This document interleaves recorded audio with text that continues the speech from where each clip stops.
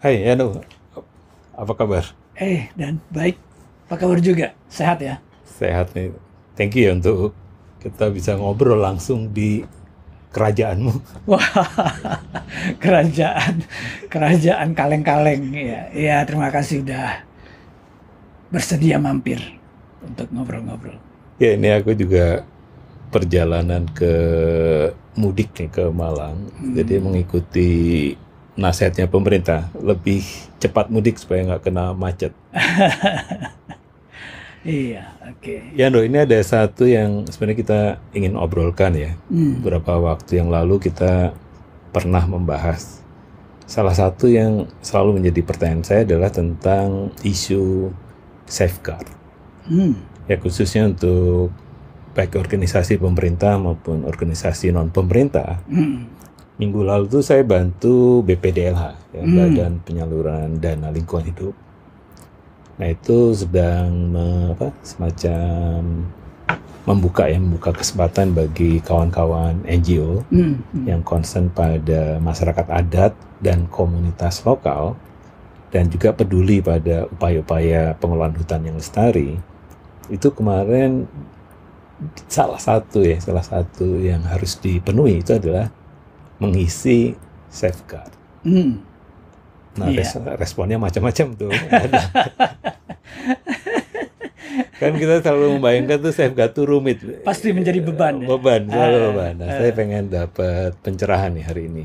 Apa itu safeguard dulu sih sebelum kita ngobrol kemana-mana? Apa sih safeguard? Kenapa ini muncul? Gitu. Oke, iya. Sekali lagi terima kasih dan ya udah mampir ke kerajaan saya ini. Iya, jadi kalau kita bicara safeguard ya, sebenarnya ini adalah soal concern dari terutama sebenarnya dari gerakan masyarakat sipil ya, yang awalnya melihat bahwa banyak pembangunan, proyek-proyek pembangunan yang dilaksanakan oleh pemerintah terutama, termasuk juga lembaga-lembaga pembangunan internasional, ternyata nggak sampai pada tujuannya gitu ya. Justru ada persoalan di lapangan ya. Persoalan itu bisa persoalan lingkungan, persoalan sosial, persoalan ekonomi dan lain sebagainya. Nah, jadi sederhananya saya mau katakan kalau kita bicara safeguard, nah kalau dalam hal ini dikaitkan dengan pembangunan tadi, sebenarnya ini adalah suatu bisa kita sebut sebagai upaya untuk memitigasi persoalan-persoalan yang tidak seharusnya muncul, menjadi tidak seharusnya tidak muncul, kita hadapi ya. Nah, jadi intinya sebenarnya kalau tadi dan dikatakan safeguard menjadi beban, itu ironi itu ya, karena sebenarnya itu hasil dari perjuangan masyarakat sipil sendiri ya untuk mendesak para inisiator pembangunan, baik itu negara maupun juga bank-bank internasional ya misalnya, untuk memperlakukan satu syarat yang sekarang kita sebut sebagai safeguard. Itu syarat itu semacam kerangka pengaman agar membuat proyek itu mencapai tujuannya, tidak menjadi persoalan baik secara sosial, saya katakan tadi secara lingkungan, ketenagakerjaan, kesehatan, biodiversity dan macam-macam gitu ya. Nah, jadi sederhananya kita bisa katakan safeguard itu adalah, atau kerangka pengaman itu adalah suatu rangkaian mitigasi ya untuk menghindari persoalan-persoalan yang negatif, dan juga sekaligus kalau memang ada yang positif itu bisa di-upgrade ya, atau dinyatakan positifnya itu. Nah, jadi seharusnya kalau begitu safeguard jangan dilihat sebagai beban ya, safeguard harus dilihat sebagai cara untuk mewujudkan cita-cita pembangunan itu tadi gitu ya. Kalau saya tidak salah ya, istilah safeguard itu kan dulu berkembang di WTO ya, WTO tuh, ya untuk pengamanan internal kan sebenarnya, lebih ke arah pengamanan internal supaya tidak ada pengaruh dari dinamika eksternal gitu ya, yang bisa menyebabkan ya tujuan-tujuan bisnis itu gagal gitu. Nah waktu itu NGO ya terutama melakukan advokasi supaya safeguard itu diperketat lagi kalau mau bekerja dengan masyarakat adat, mau kerja dengan masyarakat lokal, kemudian juga mau bekerja di sektor yang sensitif ya seperti hutan, apalagi hutan-hutan konservasi dan sebagainya, itu menjadi prasyarat penting gitu. Apakah sebenarnya safeguard itu semacam senjata makan tuang, gitu, kayak bumerang gitu. Jadi dulu kita advokasi, sekarang ketempuan gitu kan, untuk teman-teman NGO terpaksa harus juga apa yang dulu diperjuangkan itu saat ini harus dilakukan. Gimana? Kamu setuju nggak tuh? Iya, enggak juga ya kalau dikatakan senjata makan tuan ya. Karena ya kalau kita lihat komitmen dari persoalan-persoalan pembangunan itu kan memang jadi concern kita ya. Jauh sebelum WTO itu sebenarnya kan concern ini sudah banyak diupayakan sebenarnya, walaupun belum disebut safeguard ya. Misalnya kita tahu pasca UN Declaration on Human Rights gitu ya, tahun 48, itu bisa juga kita lihat sebagai safeguard sebenarnya, bagaimana dunia pemerintahan pembangunan harus mempertimbangkan HAM. Lebih jauh 20 tahun kemudian itu ternyata tidak cukup ya. Dan kemudian kita tahu ada berbagai konvenan ya, soal politik, soal ekonomi ya, konvenan politik, konvenan ekonomi, sosial budaya. Lebih lanjut lagi ada juga upaya misalnya dari ILO ya. Sekitar tahun 60-an sudah menggagas suatu aturan bagaimana proyek itu ketika bekerja dengan di wilayah kerja itu ada masyarakat adat misalnya. Nah, sehingga ada inisiatif yang kemudian kita tahu ada ILO 169. Nah, pada saat itu memang belum disebut sertifikat ya, dia menjadi standar internasional. Memang kemudian setelah WTO itu komitmen untuk mempertimbangkan persoalan lingkungan, sosial dan lain sebagainya itu kemudian dibeli ya oleh dunia usaha. Ya, nah, jadi mestinya kita harus melihat itu kemenangan ya. Jadi ironi kalau sekarang dikatakan itu beban. Nah, dengan dibeli itu maka sekarang kita lihat misalnya World Bank punya sejak tahun mungkin akhir 80-an sudah memperlakukan, kalau dulu itu istilahnya masih OP ya, operation prosedur. Ada beberapa OP. Jadi ada proyek kalau bekerja dengan wilayah di mana ada biodiversity, ada OP tentang biodiversity.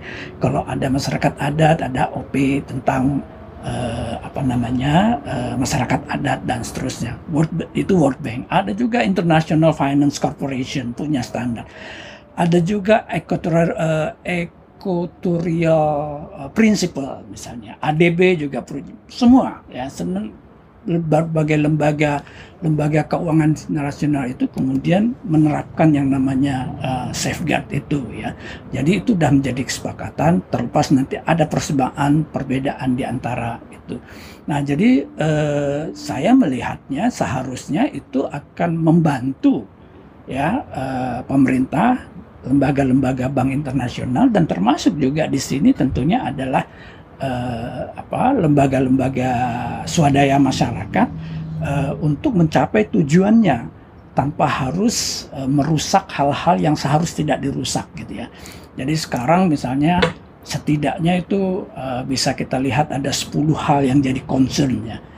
Biasanya ya, soal lingkungan itu ada, kalau di Indonesia ada AMDAL misalnya, walaupun mungkin dalam konteks standar internasional itu belum cukup ya, maka ada Asianya, ada tentang masyarakat adat, ada juga misalnya safeguard kalau yang mengurus misalnya kalau proyek itu ada upaya atau membutuhkan perlepasan tanah, pengadaan tanah, itu ada safeguard sendiri. Ada soal bagaimana bahkan sampai detail ya, kalau semua pada tahap konstruksi nanti itu bagaimana urukannya diatur, tenaga kerjanya seperti apa, ada aturan bahkan sampai jangan sampai bedengnya kemudian menjadi embrio dari daerah prostitusi misalnya. Jadi harusnya itu kita lihat sebagai pedoman bersama ya.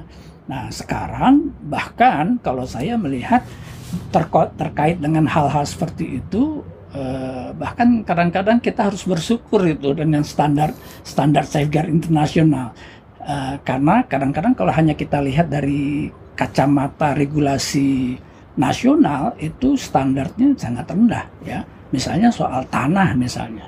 Kalau kita hanya akan mengandalkan regulasi nasional, mungkin kasus-kasus ganti rugi dan lain sebagainya itu tidak memadai ya.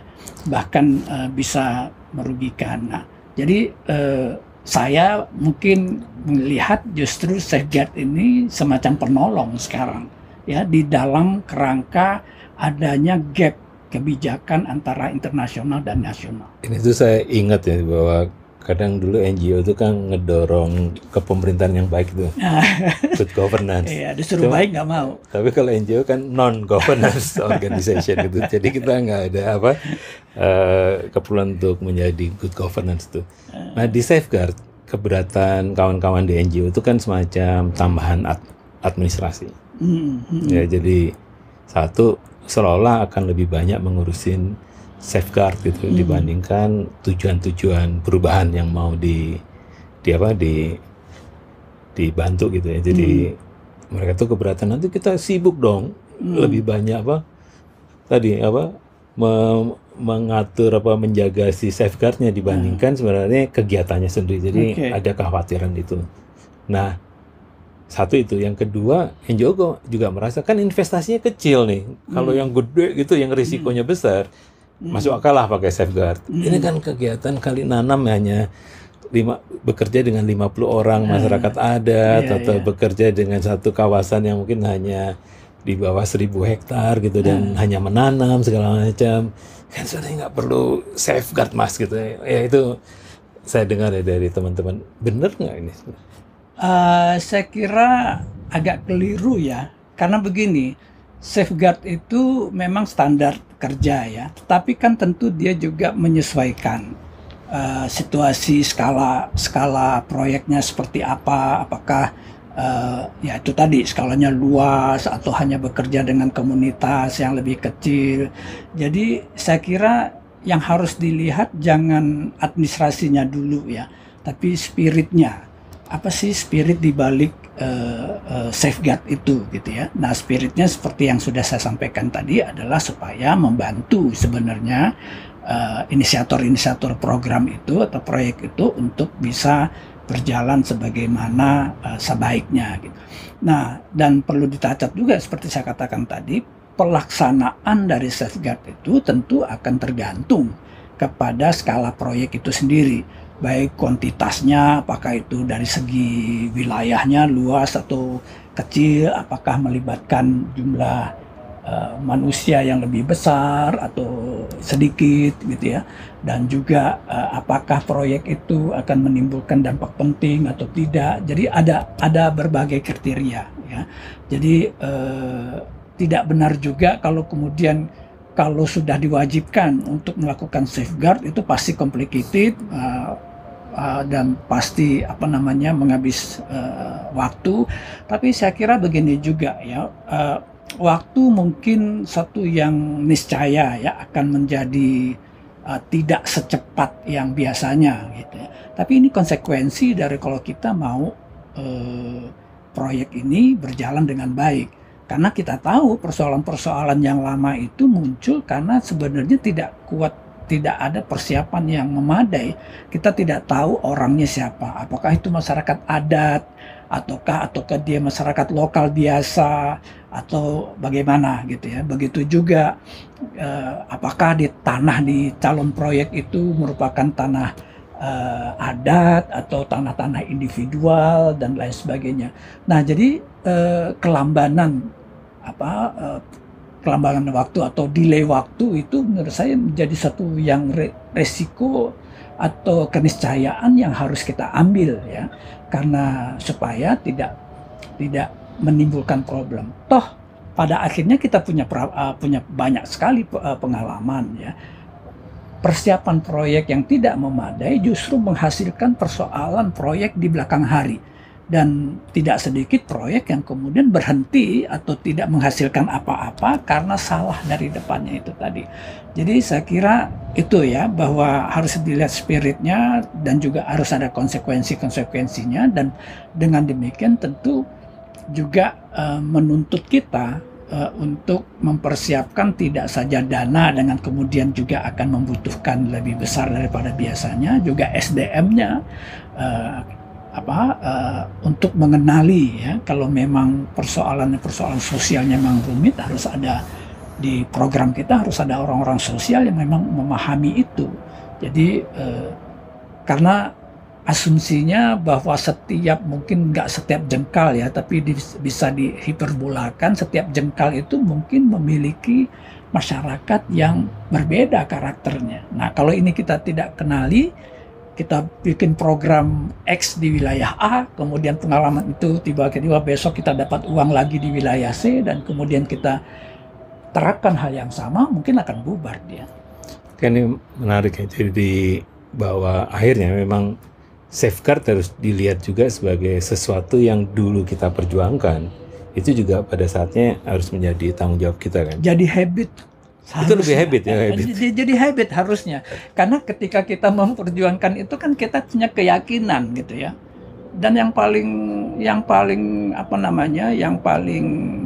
berpengaruh sangat besar sekarang ini di safeguard itu kan ada dua ya komponen, yang lain mengikuti. Pertama soal lingkungan. Nah, siapa yang bicara lingkungan pada tahun 70-80-an itu ya? NGO. Ya. Yang kalau gitu kan sebenarnya boleh jadi di NGO itu kan itu sudah habit. Iya, seharusnya. Ya kan, seharusnya udah jadi habit kan. Iya, iya.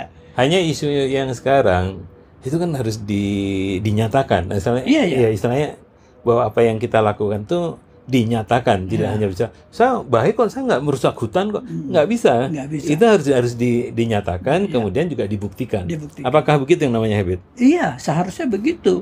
Ya, jadi karena kita punya keyakinan, kemudian keyakinan kita itu sudah diakomodir oleh orang lain, kita harus tunjukkan. Nah, kadang-kadang di sini ironinya dan gitu ya, bahwa justru ketika kita bicara bagaimana safeguard dilaksanakan di sebuah proyek ya, di tingkat lapangan begitu ya, mohon maaf saya harus katakan bahwa kapasitas dalam pengertian pengetahuan, kemampuan teknis dari teman-teman NGO justru terbatas, ya, sehingga tidak sulit berargumentasi dengan proyek dalam hal ini yang memang membayar atau mengerahkan tenaga ahli yang memang ahli gitu di dalam safeguard itu, sehingga tidak terjadi komunikasi.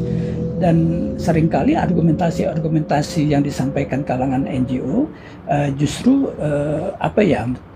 tidak bisa mengimbangi dari argumentasi yang diberikan di proyek. Nah, di sini yang saya kira habit tadi itu bukan hanya sekedar keyakinan ya, tapi memang harus dilatih, harus dikembangkan kapasitasnya sehingga memang terjadi leverage nanti di dalam kalau terjadi persoalan bahwa ini ada persoalan lingkungan, ini ada persoalan tidak selalu begitu ya, tapi umumnya begitu sekarang ini. Tapi intinya sebenarnya bahwa dunia ini makin sensitif ya. Iya. Jadi apapun yang kita akan lakukan karena ini isunya mengubah sesuatu ya. Iya. Mengubah masyarakat ya, juga mengubah rona, istilah itu rona alam ya, yang dari A menjadi B dan sebagainya. Ini punya implikasi bahwa kita mau tidak mau ya menjalankan apa yang kita dulu harapkan dari banyak pihak itu. Betul. Nah, sekarang saya ingin di bagian akhir nih ya.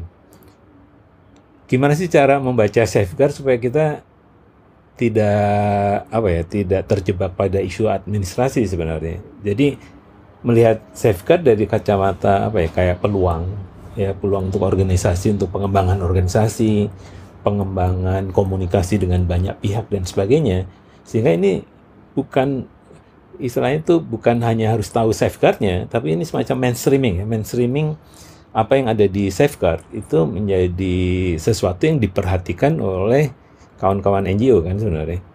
Ya, jadi kalau tadi di awal saya lebih banyak menyampaikan prinsipnya ya, gitu ya, dan latar belakangnya.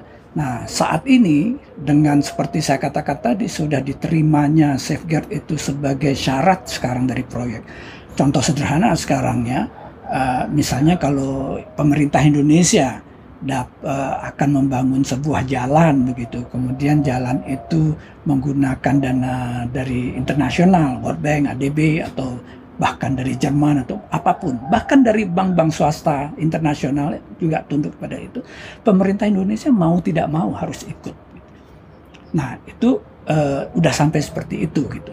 Nah dalam konteks itu maka tentunya juga ini menjadi tantangan dari teman-teman di kalangan NGO untuk tidak lagi hanya sekedar melihat safeguard dalam pengertian katakanlah yang prinsipal tadi atau bersifat ideologis tadi begitu ya, tapi harus turun sampai kepada tingkat teknis, karena pada akhirnya safeguard itu memang bicara teknis, baik teknis misal lingkungan, soal sosial dan lain sebagainya gitu ya. Tidak mudah misalnya bagaimana misalnya syarat di dalam konteks program pembangunan yang terkena dengan masyarakat adat misalnya, itu ada safeguard kursus tentang masyarakat adat begitu. Nah itu sangat teknis sekali, harus bisa dibuktikan bagaimana mengapa masyarakat di lokasi proyek itu bisa kita sebutkan ya proyek ini akan berhubungan dengan masyarakat adat. Nah uniknya dan mungkin juga ini bagi saya poin lebihnya ya, di dalam safeguard itu tentang masyarakat adat misalnya, itu kita tidak seperti dalam regulasi kita ya, bahwa masyarakat adat itu diakui kalau dia sudah ada legalitas. Ada legalitas ya. Nah dalam safeguard itu de facto.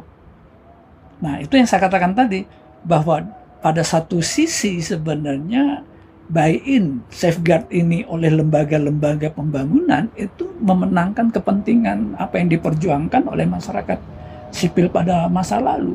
Nah, dalam konteks masyarakat adat ini kan kita bisa melihat negara Indonesia membuy-in juga pengakuan itu, tapi jawabannya adalah legalitas. Oke. Menarik. Nah, tapi di internasional enggak, bahwa secara teknis itu ini buktikanlah secara de facto bahwa itu memang masyarakat adat. Nah, kalau itu de facto, proyek itu harus tunduk kepada safeguard itu, termasuk soal tanah misalnya. Kalau memang tanah itu adalah tanah masyarakat adat atau hutan masyarakat adat gitu ya, dan kalau memang terkena, maka proyek itu harus deal dengan persoalan tanah itu dengan masyarakat adat. Tidak ditanyakan, apakah kamu punya perda? Apakah ada SK bupatinya? Enggak, dan ya, jadi ini yang maksud saya tadi, nilai-nilai lebih dari apa yang sudah kita perjuangkan, dan mestinya itu menjadi habit kita, jadi yang harus kita perjuangkan. Jadi sini saya tangkap ya, bahwa safeguard itu justru di dalamnya itu empowering apa, masyarakat adat dan masyarakat lokal sebenarnya. Ya, jadi kalau ada masyarakat yang belum ada legalitasnya dengan menggunakan ya, bahkan itu sebenarnya bisa menjadi dilindungi kan, ini yang menariknya. Jadi kawan-kawan di NGO juga kita bisa manfaatkan safeguard itu sebagai satu jalur pengakuan yang berbeda sebenarnya. Jadi memanfaatkan safeguard itu dalam kegiatan atau proyek kawan-kawan nanti misalnya dengan BPDLH, itu sebenarnya dalam kerangka yang lain itu adalah justru memperkuat masyarakat lokal dan juga masyarakat adat. Nah, saya juga menangkap tidak semua safeguard kan sebenarnya harusnya semacam diimplementasikan oleh NGO kan. Hanya gimana sih itu? Kadang kita kalau ada 12 gitu misalnya, soal itu 12-12-nya itu harus disiapkan. Misalnya kalau saya tidak bekerja dengan masyarakat adat misalnya, maka hal itu nggak perlu dihiraukan gitu ya. Kalau dengan masyarakat lokal berarti gitu kan. Kalau kita nggak bekerja dengan hutan yang sangat sensitif ya sebenarnya nggak ada masalah juga, karena ada beberapa saya tangkap kegiatannya itu di lahan-lahan milik gitu, jadi itu kan nggak ada hubungannya. Itu memang begitu tuh. Iya, jadi biasanya ya bahwa pertama ya safeguard itu akan diterapkan atau tidak itu ada dua jalan biasanya ya. Satu misalnya, nah kalau kita kaitkan dengan BPDLH ya, di mana teman-teman akan mengakses itu kan, sejauh yang saya tahu informasinya kan itu uangnya dari World Bank gitu ya. Nah, World Bank kalau sudah memberikan uang, memberikan atau meminjamkan, saya tidak tahu itu ke BPDLH, dan proyek dana itu akan diakses oleh NGO, maka BPDLH harus menerapkan safeguard. Artinya apa? Garantisnya nanti atau yang akan mendapat dananya itu harus menentukan. Nah, dalam konteks itu biasanya ada dua cara ya. Pertama, World Bank sendiri sudah mempersiapkan semacam kerangka yang disebut Environment and Social Management Plan. Jadi ada tim di World Bank yang sudah menilai proyek BPDLH ini apa sih nanti. Misalnya ada proyek 1, 2, 3 gitu ya. Nah, dari 1, 2, 3 itu disusunlah yang disebutnya ISMF itu. Nah, ISMF itu akan mengarahkan bahwa untuk proyek World Bank BPDLH ini rawannya ada di mana gitu. Rawannya di sini, di sini, di sini. Jadi mungkin di sana tidak akan keluar seluruh safeguard ya. Kalau safeguard itu kan misalnya kalau World Bank sekarang ada 10 ya, mulai dari Asia, tenaga kerja, biodiversity, bisa sendiri-sendiri. Nah, tapi di SMF itu bisa disaring di sana ya, yang terkena yang di mana, dan yang terkena itu pun mungkin sudah dibikin limitasinya gitu, bahwa kedalaman studinya begini. Karena misalnya tadi Dani katakan BPDLH berkaitan dengan katakanlah nanti dengan proyek perhutanan sosial ya. Perhutanan sosial itu terkena safeguard gitu ya, dan itu lama, itu setahu saya negosiasinya dulu apakah KLHK mau menerapkan safeguard atau tidak ya. Dalam hal ini pemerintah bagi World Bank sederhana, you take it or leave it.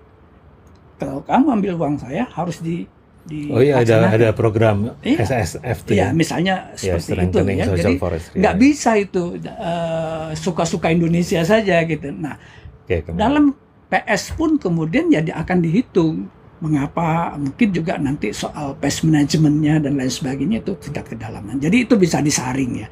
Pertama melalui ISMF itu. Nah, selain itu sebenarnya nanti si pelaksana dalam hal ini NGO juga bisa bikin semacam screening awal ya. Jadi kan NGO kan proyeknya dari BPLD itu mungkin terbatas gitu. Misalnya ada kegiatan apa fokusnya, misalnya kegiatan tentang penanaman kembali misalnya. Nah, dalam konteks itu bisa dicari, dilihat safeguard yang relevan. Nah, pada saat itulah disusun. Jadi jangan membayangkan kalau ada 10 safeguard di World Bank sekarang, 10-10-nya teman-teman harus melakukan, tidak. Tapi paling tidak NGO yang bersangkutan itu mampu melakukan screening ya, berpedoman pada SMF tadi, kerangka besarnya. Kemudian untuk proyek yang bersangkutan sendiri saya lihat, oh ini relevan bagi saya, ini relevan bagi saya, ini relevan, yang ini tidak relevan bagi saya. Nah, itu bisa dilakukan melalui screening oleh NGO yang bersangkutan. Jadi itu bukan satu kebijakan yang one fit for all ya, tetap harus ada penyesuaian tergantung karakter proyek, lokasi proyek, dan lain sebagainya. Oke, jadi thank you Om Yando untuk penjelasannya ini, karena terus terang aja kemarin saya menangkap kegelisahan itu gitu. Jadi kalau ini dapat penjelasan jadi ringan ya, bahwa safeguard sendiri fungsinya kan bukan pengamanan atau penambahan administrasi belaka ya. Bahkan sekarang ya, kalau boleh saya tambahkan sedikit, justru dengan keberadaan safeguard sekarang, sebenarnya NGO juga bisa melakukan advokasi melalui itu. Apalagi sekarang kita tahu ya, proyek-proyek pembangunan Indonesia itu tidak akan mampu dilakukan oleh uang negara sendiri. Pasti akan ada penyertaan modal dari luar. Ya, bank-bank internasional dah pasti itu. Nah, kalau itu terjadi sudah pasti safeguard akan berlaku. Nah, pertanyaannya kan seringkali quote unquote itu ada agak ironi ya, dan ya, bahwa ini sudah pesannya sudah dibeli ya oleh NGO lembaga-lembaga internasional, tetapi juga pelaksanaan kan satu hal yang lain lagi. Betul. Nah, sejauh mana betul-betul safeguard itu dilaksanakan, maka dengan ada safeguard itu bagi saya itu juga ruang untuk pengawasan pelaksanaan pembangunan oleh masyarakat sipil. Sejauh mana proyek itu telah melaksanakan safeguard yang dibayangkan atau yang diwajibkan kepada mereka. Nah, itu tentu mensyaratkan bahwa kita sendiri paham tentang safeguard. Begitu, Dan. Oke, thank you ya untuk pencerahannya siang hari ini. Karena ini memang ini kelas pendek ya. Kalau pengen ngobrol panjang lebar, undang aja Pak Yando. Oh siap, iya. Tadi saya sudah mengatakan ada 10 safeguard paling tidak. Iya, kan itu harus dikupas satu-satu ya. Kupas satu-satu, iya. Dan sebenarnya tertarik juga ya membuat kelas khusus safeguard nih. Kalau nggak salah butuh 4 hari ya. Ya, kurang lebih ya. Iya kan, untuk ngupas satu-satu sehingga 3 hari cukup lah. 2 hari kita ke lapangan. jadi jadi safeguard tuh sebenarnya tadi memang harus diyakini dulu bahwa itu bukan untuk menambahkan administrasi ya. Ya kalau ada kan resiko ya kalau kita ingin bekerja sama dengan lembaga-lembaga donor seperti ini. Dan demi rakyat juga. Dan demi rakyat. Nah yang ketiga sebenarnya adalah pekerjaan ini sebenarnya pekerjaan untuk mengamankan masyarakat adat, masyarakat lokal, dan juga kekayaan hutan tropis kita sebenarnya. Jadi dalam kaitan nanti climate change atau dan sebagainya itu bagian dari impact dari kegiatan ini. Jadi pertama jangan gelisah lagi. Harapannya kita bisa menangkap safeguard sebagai satu proses belajar untuk kawan-kawan yang baru ya. Ini karena kawan-kawan dari lapangan langsung. Jadi ada yang baru berdiri 2 tahun gitu, seperti sebuah NGO di lahan gambut di Sumatera Selatan gitu. Ada juga yang dari perguruan tinggi yang belum pernah juga memperoleh dana dari banyak pihak. Jadi yang kemarin memang yang dari grassroots ya, bukan teman-teman NGO yang udah besar. Mungkin ada 4 safeguard yang harus setidak-tidaknya didalami atau dipahami oleh teman-teman NGO. Apa aja tuh? 1, lingkungan pasti. Okay. Termasuk biodiversity di dalamnya. Ya, lingkungan ya. Lingkungan. Yang kedua soal tanah. Ya, karena ini bicara soal kelanjutan hidup warga itu. Nah, yang ketiga, dan kalau dalam konteks BPDLH ini dan World Bank itu adalah soal masyarakat adat, masyarakat lokal dan lain sebagainya itu. Dan yang keempat tentang cultural heritage. Okay. Nah, itu 4 yang ibaratnya itu warisan-warisan budaya itu ya? Iya, warisan budaya, termasuk di sana kearifan lokal. Nah, saya kira itu yang paling relevan untuk kegiatan. Nah, tentu di dalamnya ada yang lebih detail-detail ya. Kalau misalnya nanti ada penanaman misalnya, itu akan jenis jenis spesiesnya, itu akan invasif atau tidak. No pestisida dan lain sebagainya. Tapi dalam isu besar saya kira 4 tadi ya. Oke, terima kasih Yando untuk sesi yang bisa mencerahkan kawan-kawan NGO yang akan bekerja dengan tadi ya dana-dana bantuan dari berbagai lembaga internasional. Oke, sampai jumpa pada kelas kreatif berikutnya. Thank you, Yan. Yuk, kasih. Boleh salaman ya?